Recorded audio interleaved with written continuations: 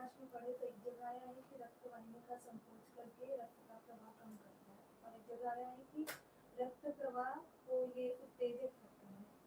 तो डाउट ये है कि ब्लड प्रेशर में इसका यूज कर सकते कि नहीं, एग्जैक्टली इसका रक्त प्रवाह पे कैसे असर होता है विटामिन से। जटामांसी का जो यूज है अबाउट हाइपरटेंशन, ये आपको पूछना था। बेसिकली यहाँ पे दो वर्ड्स को समझना जरूरी है, hypertension and jatamansi. So what is mean by hypertension? Pressure exerted by blood on the walls of blood vessels, it is called as blood pressure.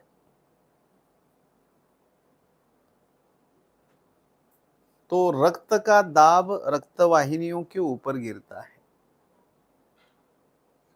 किस वजह से गिरता है? तो वो द्रवगुण की वृद्धि की वजह से गिरता है। तो कई बार दो चीजें हैं इसमें कि एक चलगुण और द्रवगुण, जिसकी वजह से हाइपरटेंशन देखने को मिलता है। हाइपरटेंशन एक सिम्टम है हमारे लिए, it is not disease. Hypertension हमें अगर सीखना है तो अनुलोम प्रतिलोम गति से भी सीखना पड़ेगा, उदावर्त जन्य संप्राप्ति से भी सीखना पड़ेगा, रक्तपित्त की दृष्टि से भी सीखना पड़ेगा, एंड मनोवह स्रोतस की दृष्टि से भी सीखना पड़ेगा, क्योंकि चलगुण प्लस द्रवगुण का कॉम्बिनेशन माने ब्लड प्रेशर अगर है तो चलगुण की प्राकृत गति जो है हृदय और पक्वाशय के द्वारा दिखाई जाती है, और यहाँ पे गति का जब डिस्टरबेंस होता है तब एक्चुअल डिसीज देखने को मिलता है। कई बार विदग्ध अजीर्ण में भी हाइपरटेंशन देखने को मिलता है। कई समोसा खा लेते हैं लोग, कई जागरण कर लेते हैं, बहुत सारा एक्सर्शन कर लेते हैं, नींद प्रॉपर नहीं होती है, और गैस्ट्राइटिस बैठने के बाद फिर हाइपरटेंशन देखने को मिलता है। इन शॉर्ट, जटामांसी की जो थ्योरी है या कोई भी द्रव्य जो है किसी डिसीज के लिए अगर कहा जाता है तो वो गुणों के आधार पर फिजियोलॉजी एनाटॉमी अपनी तरीके से देखकर और संप्राप्ति को अपनी तरीके से जोड़कर हमें उसका यूज टैली करना चाहिए। कटु कटु उष्ण है जटामांसी और शामक कही गई है। जटामांसी जो है वो जिसका फांट देने के ऊपर निद्राजनन अवस्था देखी जाती है। रक्त के संवहन में प्रसादन कर्म भी उसका कहा गया है। तो यहाँ पे जो जटामांसी है उसका जो एंटी हाइपरटेंसिव कर्म है वो रक्त से कम और मनोवह स्रोत से ज्यादा जुड़ा हुआ है। लेकिन हमको पता है कि ब्लड प्रेशर इक्वल टू रक्त या खून, क्योंकि हम मॉडर्न को दिमाग में रखते हुए आयुर्वेद को टैली करते हैं। इसलिए आपको वो क्वेश्चन गिरा कि कहीं संकोचक दिया है, कहीं प्रसारक दिया है, तो हम इसका अर्थ क्या ले। तो एंटी हाइपरटेंसिव मनोवह स्रोतस इन ब्रैकेट एंजाइटी, अनिद्रा मनोवह स्रोतस हाइपरटेंशन,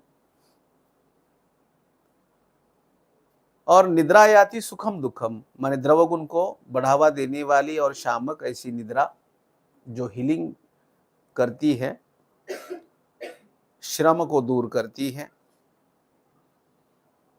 तो निद्रा नहीं होने की वजह से एक्चुअल हाइपरटेंशन जहां पे देखने को मिलता है वहां पे जटामांसी चलेगी।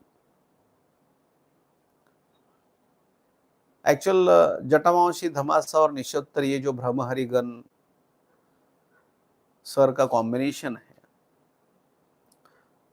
It is based one about hypertension. जैसे मुक्ता पिष्टी हो, जहर मोहरा पिष्टी हो, जिसके बारे में हमने कुछ दिनों पहले बात की थी। तीक्ष्ण पित्त या द्रव पित्त का शमन करके एंटी हाइपरटेंसिव काम करती है। तब भी मैंने एक रुद्रव नाम का वर्ड समझाया था। द्रव गुण की वजह से एक्चुअल हार्ट का रेट बढ़ता है, स्पीड बढ़ती है, तो उसे रुद्रव कहा जाता है, जिसकी वजह से आप पाल्पिटेशन कहते हो उसको। कई लोग एंजाइटी कहते हैं, कई लोग पाल्पिटेशन कहते हैं। और प्रेशर क्यों बढ़ता है? तो स्पीड बढ़ने की वजह से एक्चुअल प्रेशर बढ़ता है। सो जटामांसी हो या जैसे मैंने धमासा निशोत्तर वाला योग कहा वो हो, इवन अबाउट अभिपत्तिकर चूर्ण। जैसे हमारे एक पेशेंट है कमठन नाम के, धुलिया से आते हैं यहाँ पे ट्रीटमेंट कराने। अब जब भी उनका बीपी बढ़ता है तब मैं अभिपत्तिकर चूर्ण लवंग डाल के उनको दे देता हूँ, क्योंकि वो सारत्व के हिसाब से रससार व्यक्ति होने के कारण अमाशय में उसका लोकेशन है, ये मुझे पता है। और उसी वजह से जब मैं तीक्ष्ण गुण लवंग का यूज कर लेता हूँ, अभिपत्तिकर में बहुत सारी मिश्री है उसका भी मैं यूज करता हूँ, और निशोत्तर है उसमें अनुलोमन करने के लिए। तो that is the best remedy for him only. अब ईच एंड एवरी पेशेंट को हम इसी तरीके से एक्चुअल देख नहीं सकते। जैसे कई सारे हाइपरटेंशन के पेशेंट्स में हम अभी जो मैंने योग बताया वो हम अपान काली दे देते हैं।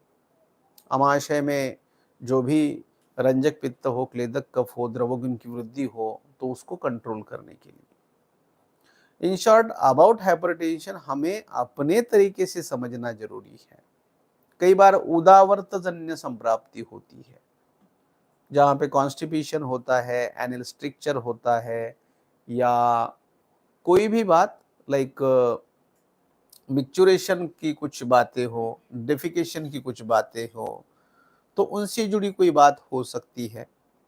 कई बार धातुक्षय यानी फेफड़ों की कमजोरी की वजह से, उदान का बल कम करने की वजह से हाइपरटेंशन देखने को मिलता है। कई बार गैस्ट्राइटिस की वजह से एक्चुअल हाइपरटेंशन देखने को मिलता है। इन शॉर्ट हाइपरटेंशन की जो थियरी है वो इन सभी बातों से जुड़ी हुई है। ओनली डीएनएस डेविएटेड नाजल डीएनएस से डेविएटेड नाजल सेप्टम से रेस्पिरेशन पूरा नहीं होने की वजह से भी एक्चुअल देखने को मिलता है। अब कई बार ऐसा होता है कि कोई शॉक लाइक घटना हो जाती है लाइफ में, एकदम से अगर कोई गुजर जाता है, भयज, शोकज, अभिसंगत ज्वर जिसे हम कहते हैं, या कोई समझो घबरा जाता है एकदम से कोई घटना की वजह से, और सडन ऑनसेट ऑफ हार्ट, माने हार्ट काफी स्पीड से विदाउट एनी ऑर्डर जो रिफ्लक्स था उसकी वजह से अगर होता है, तो उस वो जो हाइपरटेंशन है वो मंत्र चिकित्सा से जा सकता है। इन शॉर्ट आप हाइपरटेंशन को उनकी नज़र से अगर देखते हो तो वैसे नहीं चलेगा। लेकिन कई बार ऐसा होता है, लोग पूछते हैं कि कैन वी विड्रॉल एंटी हाइपरटेंसिव्स। तो यहाँ पे एक बात समझना जरूरी है कि धर्म, अर्थ, काम और मोक्ष के हिसाब से हमारी आयु के 4 टप्पे दिए हुए हैं। अगर रिटायरमेंट के बाद भी अगर मैं पैसे ही कमाना चाहूँगा, मैं बिजनेस ही कराना चाहूँगा, क्योंकि अर्थ और काम जहाँ पे इच्छाएं जागृत है वो शुक्र की अभिव्यक्ति है। अगर वही बातें मैं मोक्ष के स्टेज में करूं, अगर मेरी 80 या 100 की आयु है तो 20 या 25 का जो भी लास्ट पैच है जो 60s के बाद होता है, और उसमें अगर मैं पराक्रम वाली बात करूं तो मेरा तो हाइपरटेंशन कम नहीं हो सकता है। जहां पे वैराग्य धारण करना चाहिए वहां पे अगर मोह होता है, हम देखते हैं कई सारे 60 पार के भी लोग आकर हमको ईडी की तकलीफें बताते हैं, इरेक्टाइल डिस्फंक्शन की। तो वो मोह माया वाला जाल है। अब ये लोगों के बारे में एंटी हाइपरटेंसिव हम कैसे विड्रॉल कर सकते हैं? नहीं कर सकते, क्योंकि इनका काउंसलिंग जरूरी है, ये टैबलेट से नहीं होने वाला है। तो ये सभी बातें एक्चुअल अबाउट हाइपरटेंशन, फिर वो शिरोधारा हो या मुस्तादी यापन बस्ती हो, उदावर्त जन्य संप्राप्ति में रासना एरंड मुलादि से लेकर बाकी सहचरादि का बस्ती हो, ये सभी बातें उसमें काम करती है। नश्य हो, इवन अबाउट पाल्पिटेशन, कर्णपुरन इज ऑल्सो बेस्ट ट्रीटमेंट, क्योंकि अवकाश आकाश जहाँ पे है वो आकाश महाभूत अमाशय और ब्लैडर से जुड़ी हुई जितनी भी संप्राप्तियां हैं उसमें कर्णपुरन का बेस्ट रोल आता है। तो नॉट ओनली जटामांसी या अर्जुन जो ब्रांड है अबाउट हार्ट डिसीजेस, वो एक्चुअल मांसपेशियों को बल प्रदान करता है। Even about ashwagandha, it is also best sedation and heart related problems के लिए काम करती है। कई सारी नागार्जुनाभ्र हो, प्रभाकर हो, अभी नागार्जुनाभ्र का अगर आप रेफरेंस देखें तो वो इंडाइजेशन में आता है। सो डाइजेशन को करेक्ट करके, रसवह श्रुतस को करेक्ट करके फिर वो एक्चुअल हाइपरटेंशन या फिर हृदरोग के ऊपर काम करता है। तो हमें ये सब चीजें समझनी जरूरी है कि हम अपने तरीके से जितने भी एलोपैथ्स के एक्चुअल डिसीजेस है, those are the symptoms for us. वो एक जो लक्षण समुच्चय है वो सिम्टम्स है। बेसिकली डिसीज अलग होने के कारण, वो सिम्टम्स के ऊपर वर्क करने के कारण रूट लेवल पे काम नहीं हो पाता, और हर दवाई के साथ हम 4 बीमारियों की खरीदी करते हैं जिसे हम साइड इफेक्ट कहते हैं। क्यों? क्योंकि हम सिम्टम्स के ऊपर काम करते हैं, ऐसा वो एलोपैथ्स। सो आपने जो हाइपरटेंशन कहा, थायराइड बोलो, हाइपरटेंशन, इन बातों को अपने नजरिए से समझना जरूरी होता है, तभी हम उसका रूट लेवल से ट्रीटमेंट कर सकते हैं।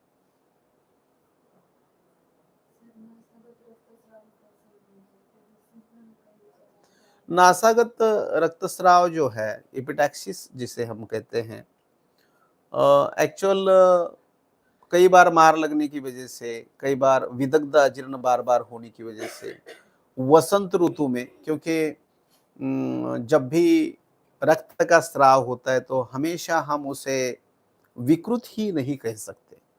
Like in case of epistaxis, hypertension को प्रोटेक्ट करने वाली बड़ी चीज है। अगर हो नहीं पाए तो उधर पाल्पिटेशन हो सकता है। वही चीज अगर विदग्धाजीर्ण है तो फिर प्रवाल पिष्टि से जाएगी, गुलकंद से जाएगी, अभिपत्तिकर चूर्ण से जाएगी, या फिर अम्ल पित्ताधिकार में शतपत्र आदि चूर्ण दिया है तो उससे जाएगी। ऊर्ध्वग रक्तपित्त है तो उसमें हमें विरेचन का विचार करना पड़ेगा। कई बार मैंने देखा है कुछ केसेस में डायरेक्टली मैंने मौक्तिक पिष्टि का या फिर प्रभाकर वटी का या फिर चंद्रकला रस, इन सब चीज़ों का रिलेटेड टू हार्ट डिसीज एक विजन रख के मैंने ट्रीटमेंट किया, तब उसके परिणाम अच्छे देखने को मिलते हैं। ओनली गुलाब की जो पंखुड़ियाँ होती है उसका फांट देने के ऊपर भी उसका फायदा देखने को मिलता है। तो ब्लीडिंग को हमेशा विकृत ना समझें, क्योंकि सुश्रुताचार्य हो या फिर चरकाचार्य हो, उन्होंने शुद्ध और अशुद्ध दोनों रक्त के गुण दिए हुए हैं, और जिस ब्लीडिंग से हमें लाघवता आती हो या प्रसन्नता आती हो तो उसके बारे में भी सोचना जरूरी है। अगर हेवी ब्लीडिंग होता है और पांडुत्व आता है तो उसके बारे में अलग से सोचना जरूरी है। सो अबाउट एपिटैक्सिस, जैसे कल परसों मेरे फ्रेंड आए थे उमाकांत, उनके बच्चों को एक्चुअल वो हो रहा था, तब मैंने उनको शायद एक ताप्यादी लोह, एक अभिपत्तिकर चूर्ण, गुलकंद और आइसक्रीम खिलाने के लिए कहा था। तो it was related to gastritis, क्योंकि पिछले कुछ दिनों से जो ये वसंत ऋतु है तो उसमें गैस्ट्राइटिस देखने को मिल रहा है, तो उसकी वजह से भी ये सब चीजें एपिटैक्सिस की देखने को मिलती है। तो कई सारे लोगों को अपने आप बेड में ब्लीडिंग हो जाता है। तो इतना वो द्रव गुण की वृद्धि है कि वो अपने आप निकलने लगती है, तो उसको हमको लघु शुद्ध से कर देना पड़ेगा। इन शॉर्ट अबाउट नासागत रक्तस्राव, ये सब विजन्स रखना जरूरी होता है।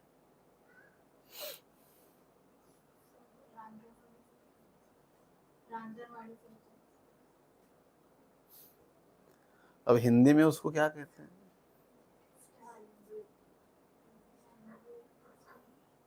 जल्दी जल्दी। आंखों का एक डिसीज जहाँ पे फुंसी आती है तो उसको हिंदी में कहाँ कहते हैं?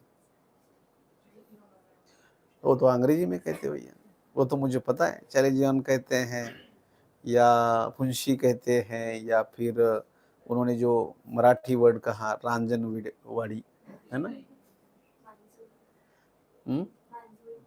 मांजोड़ी हिंदी में पक्का। सो वो जो है एक तो फीवर फैक्टर की वजह से देखने को मिलता है। अगर रिपीटेड आता है तो फिर वो प्री डायबिटिक सिम्टम बोल के आता है। पित्त प्रकृति, रक्त दुष्टि, अंतर्वेगी ज्वर, रिपीटेड आने वाला फीवर, इन सब बातों में आई साइट जो होता है वो ग्रहणी का प्रेजेंटेशन करता है। तो यहाँ पे अगर रिपीटेड धातुपाक की अवस्था या चर्बी जमा होने वाली फुंसी या पेनफुल फुंसी आती है तो हमें ज्वर चिकित्सा करनी चाहिए और धातुपाक की चिकित्सा करनी चाहिए। स्वर्ण सुतशेखर, वसंत कुसुमाकर, सप्तामृत लोह, महासुदर्शन चूर्ण या फिर बृहत वासकादि कषाय जो सर का है वो भी दे सकते हैं। पथ्यादि चूर्ण दे सकते हैं। उष्म ज्वरांतक लोह दे सकते हैं। चंद्रकला भी दे सकते हैं। अगर वही चीज़ बार बार देखने को मिलती है तो ग्रहणी की दुष्टि बार बार अगर हो रही है सो उसका जो रक्त दुष्टि का इम्पैक्ट है वो एक्चुअल पचेति विवेचेति मुंचेति माने ग्रहणी के ऊपर आ रहा है। तो उस बात को कंसिडर करते हुए हमें पित्तज मेह के हिसाब से भी कई बार उपचार करने पड़ते हैं, तब वो ठीक होती है। लोकल ट्रीटमेंट्स में कई बार उसको रप्चर भी किया जाता है, कई बार वो वैसे ही एडजस्ट हो जाती है। आपने देखा होगा कि कुछ 6-8 महीने पहले या जब विशाल था इधर तब मुझे वो आई थी और मैंने उसको 3 महीने संभाला था, लेकिन मैंने ऑपरेट नहीं किया। मैं देखना चाहता था कि एक्चुअल सीखने में भी आता है ना, हमें कुछ हो तो हमें सीखने में आता है कि एक्चुअल हो क्या सकता है। That was the good experience. फिर वो 3 महीने में अपने आप चला गया। सो तबीयत अच्छी है अपनी, ऐसा मुझे महसूस हुआ कि वो जैसे लाती है वैसे एडजस्ट भी करती है, तो ऐसा हो गया वो। समझ में आई बात?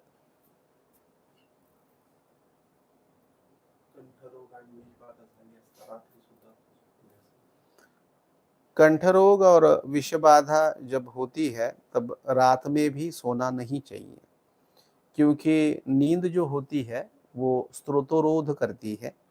नींद होती है कि वो कफ की वृद्धि करती है। विषबाधा या कंठ रोग दोनों में स्त्रोतोरोध नहीं चलता, कफ की वृद्धि नहीं चलती। कफ यानी द्रव गुण। अगर विष में ऐसा होता है तो कई जगह फिर वो शाखा कोष्ठगति का संबंध और स्त्रोतों के अंदर अगर अवरोध उत्पन्न हो जाए तो फिर वो विष जैसे छर्दी का बताया गया है उस तरीके से वो स्त्रोतस में जाने के बाद स्वेद से तो निकल नहीं पाता, मूत्र से भी निकल नहीं पाता और डाइजेस्ट करने के लिए काफी हार्ड होता है। एक आखिरी बात है कि विष का प्रोटेक्शन पॉइंट जो है वो हार्ट है। हार्ट को संभालते हुए चिकित्सा करो, ऐसे शास्त्रकार बार बार कहते हैं अबाउट विष। तो नींद जो होती है उसमें हार्ट एक्टिविटी लो हो जाती है, फिर वो उठ नहीं पाएगा। इसलिए किसी को अगर आपने भी देखा होगा कि छोटा-मोटा साँप काटता है, तब घर पे भजन वगैरह रखते हैं और फिर सोने नहीं देते हैं। तो वो चीज़ है उसमें। तो कफ की वृद्धि, द्रव गुण, स्त्रोतोरोध, ये 3 पॉइंट उसमें है। Next one. मलमूत्रांच्या वेगाबरोबर रज प्रवृत्ती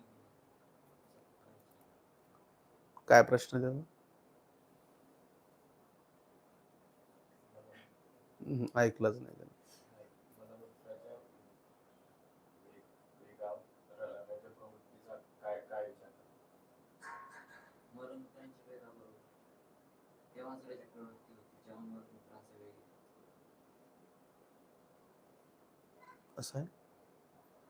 म्हणजे मला ते कलेक्ट होत नाहीये. आपल्या कॉलेजमध्ये 24 वर्ष वय होतं. तर तिला ज्यावेळेस तारीख होती, डेट होती पिरियडची, तेव्हा आले आणि 4 दिवसानंतर आले. तर जेव्हा तिनं वॉशरूमला जायचं तेव्हाच वेग व्हायची, रज प्रवृत्ती तेव्हाच व्हायची. ॲक्चुअल वेग हा शब्द त्याला येत नाही. मलमूत्र और रज प्रवर्तन इनका संबंध, और जो 24 साल की पेशेंट थी, जब भी वो मिक्चुरेशन के लिए जाती थी तभी कुछ ब्लीड होता था, तो वो प्रेशर पॉइंट था। अगर हम एनाटॉमी देखें तो सामने ब्लैडर, पीछे प्रोक्टस पार्ट और अंदर गर्भाशय, इस तरीके का एनाटॉमी का ह्यूमन एनाटॉमी का रचना है। और in case of this case it is called as धातु शैथिल्य। और गर्भाशय में शैथिल्य होने की वजह से जब भी लाइक प्रेशर क्रिएट होता था एब्डोमेन का, तभी वो एक्चुअल ब्लीड होता था। So it is not related to only micturition, it is related to pressure factor. So ऐसी कई बार केसेस आते हैं, जब स्पॉटिंग वाले केसेस हो तो जाने के बाद थोड़ा स्पॉटिंग होता है। पेल्विक ऑर्गन रिलेटेड इन्फ्लेमेशंस इसमें कॉज होता है।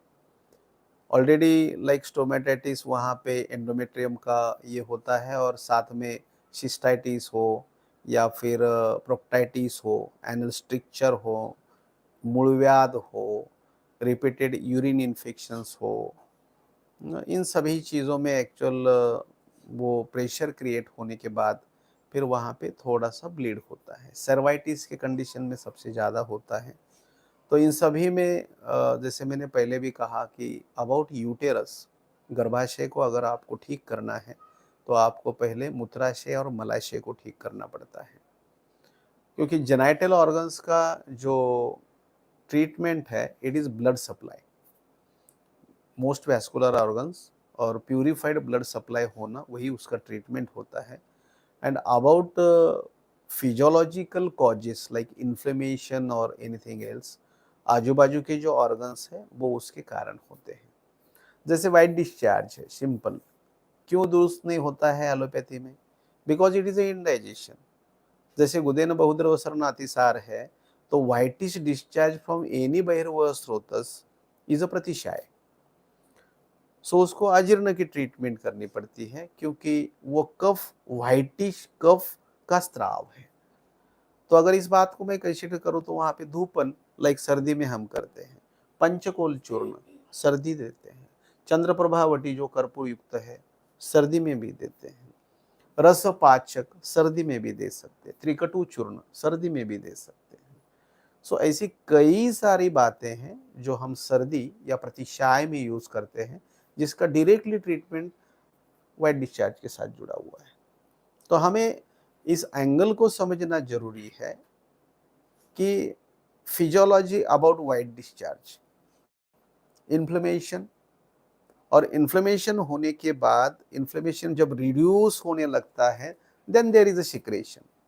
इन केस ऑफ धातुक्षयात्मक संप्राप्ति, चाहे वो ओहर क्वाइटस हो या फिर पांडुत्व हो या जैसे बाकी कोई चीज़ हो वीकनेस से रिलेटेड, तब भी व्हाइट डिस्चार्ज होता है ड्यू टू शैथिल्य। तो उसमें हमें कॉन्क्रीट करने के लिए वंग भस्म से लेकर पूर्ण चतुर्दय से लेकर यक्ष्मा की संप्राप्ति को जोड़ते हुए, बल को प्रदान करते हुए व्हाइट डिस्चार्ज का ट्रीटमेंट करना पड़ता है। This people goes through anti fungus, क्योंकि वो सिम्टम्स के ऊपर काम करते हैं। तो वहाँ का जो भी चिकनापन है, वहाँ का जो भी लाइक ईचिंग वाला फैक्टर है जो गीलेपन की वजह से होता है, तो ये उसी के ऊपर ट्रीटमेंट करेंगे। लेकिन वो गीलापन जो आ रहा है वो क्यों आ रहा है ये नहीं समझेंगे। Repeated UTI is also a cause of white discharge. अब इसमें व्हाइट डिस्चार्ज को ठीक करके कुछ भी नहीं होगा, आपको यूटीआई को ठीक करना पड़ेगा। तो ऐसा ब्लीडिंग वाला भी फैक्टर है कि जिसमें सोचना पड़ता है कि ये स्पॉटिंग वाला है, वहीं से आ रहा है, क्लियर हिस्ट्री लेना जरूरी होता है। हम कई बार झिझकते हैं हिस्ट्री लेने में भी। अभी ये तो ठीक है कि हमारे यहाँ महिला वैद्य वर्ग है, इसलिए हमें कोई दिक्कत नहीं जाती है, लेकिन जब आप जेंट्स हो और लेडीज पेशेंट आ जाए तो फिर दिक्कत आती है, प्रॉपर हिस्ट्री भी नहीं हो पाती है ना। तो ये सब बातें को जैसे कंसिडर करते हुए आपको अबाउट ब्लीडिंग जो है वो सोचना पड़ता है। अब ये जो केस थी तुम्हारी, जो प्रेशर फैक्टर की पेल्विक ऑर्गन्स की वजह से, वो शैथिल्य वाला फैक्टर था। लास्ट वन सर दादाच्या चिकित्सेमध्ये आधी गुदगत्ती, नंतर निरुद्ध आणि नंतर विरेचन असं सांगितलं. तर सर त्याचं काय महत्त्व? गुदवर्ती मग निरुद्ध आणि मग विरेचन.